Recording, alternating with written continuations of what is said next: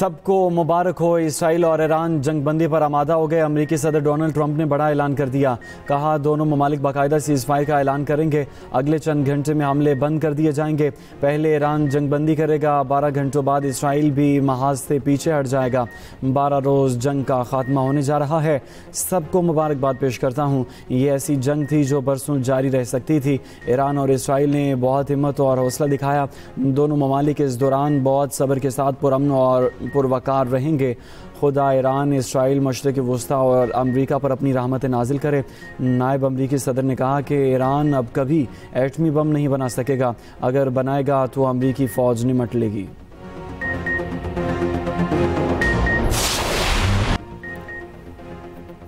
Iran का अमरीका पर जवाबी हमला। कतर में अमरीकी फ़ौजी अड्डे पर 6 मिसाइल दागे गए।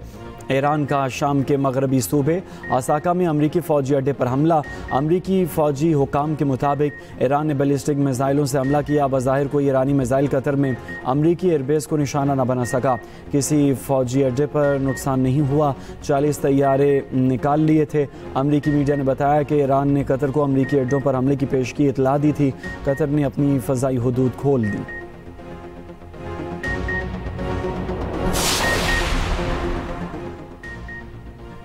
ईरान ने किसी को नुकसान नहीं पहुंचाया। ईरान के सुप्रीम लीडर आयतुल्ला खामनई का कहना है ईरान किसी भी सूरत में किसी की जारियत कबूल नहीं करेगा।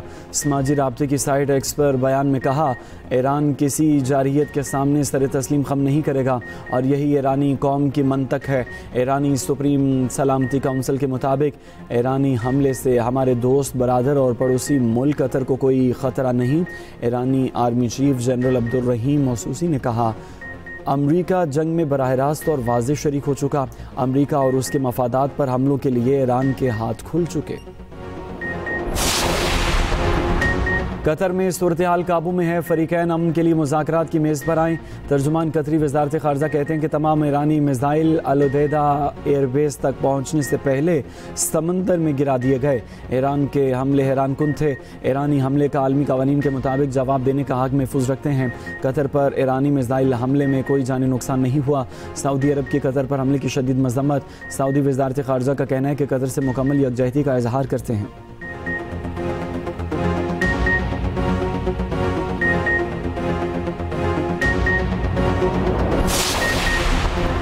कतर में अमरीकी फ़ौजी अड्डे पर ईरानी हमले। पाकिस्तान का इजहार तशवीश।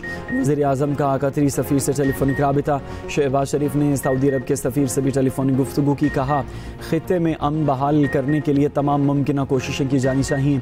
पाकिस्तान ममलुकत सऊदी अरब के साथ करीबी ताल्लुकात और ताउन जारी रखेगा। मुश्किल घड़ी में कतरी हुकूमत और आवाम से मुकम्मल यकजहती का इजहार।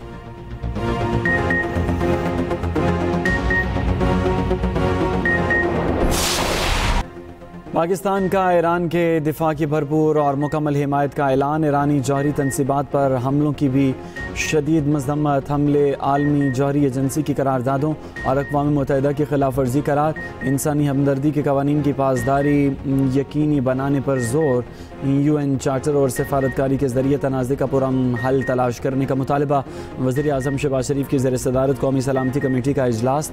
ईरान के ख़िलाफ़ इसराइली जारियत के बाद ख़ित्ते की बदलती सूरत हाल का जायज़ा। सिविल और अस्करी क़यादत की भी शिरकत।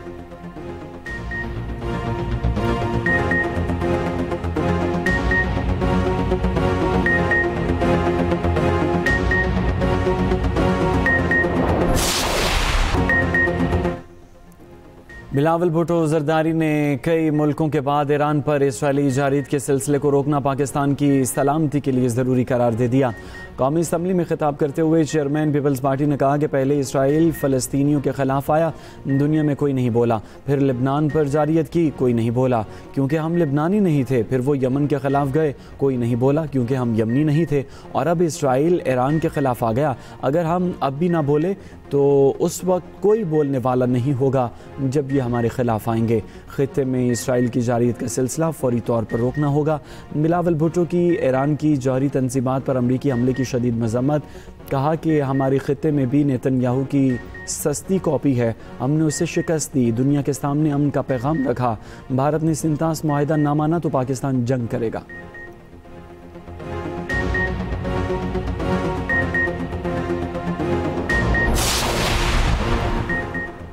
ईरान का इसराइल पर बैलिस्टिक मिसाइलों से हमला। जनूबी इसराइल शहर अशदोद में बिजली तनसीबात को निशाना बनाया गया। ईरान ने खुरमाबाद में जदीद इसराइली हरमस ड्रोन मार गिराया। अमेरिका के बाद इसराइल ने भी ईरान के फर्दो जौहरी प्लांट पर हमला कर दिया। जौहरी प्लांट पर धमाकों की आवाज़ें। इसराइली तैयारों का तेहरान पर भी शदीद हमला। तेहरान और गिरदोनवा में धमाके। इसराइली फ़ौज का करमशाम में मिसाइल लॉन्चिंग और स्टोरेज साइट्स को निशाना बनाने का दावा। मगरबी, मशरकी और वस्ती ईरान में 6 हवाई अड्डों पर हमले का भी दावा। 13 जून से अब तक इसराइली हमलों में 500 ईरानी शहीद हो चुके, 3000 से ज़ायद ज़ख्मी।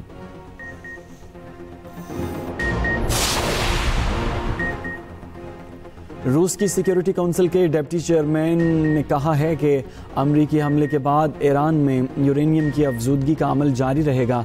इस वक्त ईरान को बहुत सारे मुल्क अपने वॉर हेड्स भी देने को तैयार हैं। ईरान का निज़ाम हुकूमत न सिर्फ महफूज रहा है बल्कि पहले से ज़्यादा ताकतवर हो चुका। अमरीका एक नई जंग में घसीटना चाहता है। अब ज़मीनी जंग का ख़तरा मुंडला रहा है। अमरीकी सदर डोनाल्ड ट्रंप ने रूसी आला ओहदेदार को जवाब देते हुए कहा कि साबिक रूसी सदर ने वाकई ऐसा कहा या ये महज अफसाना है। एटमी हथियार के लफ्ज़ के साथ इतनी लापरवाही से पेश नहीं आना चाहिए। कोई समझता है कि उनका साजो सामान अच्छा है तो जान ले हमारी एटमी आबदूज़ें। ईरान का कतर में अमरीकी अड्डे पर हमला। आलमी मार्केट में तेल की कीमतें गिर गईं।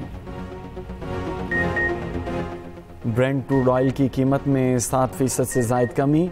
कीमत 71.4 बैरल फी तक पहुँच गई। WTI क्रूड ऑयल की कीमत में भी 7% से ज़ायद कीमतें बढ़ी हैं, जबकि 68.4 फी बैरल पर आ गई। अमरीकी सदर डोनाल्ड ट्रंप का तेल की कीमत न बढ़ाने का मशवरा। ईरान की आबनाए हरमुज़ बंद करने की धमकी। बरतानिया का परचम बरदार टैंकर ओमानी पानियों के करीब चला गया।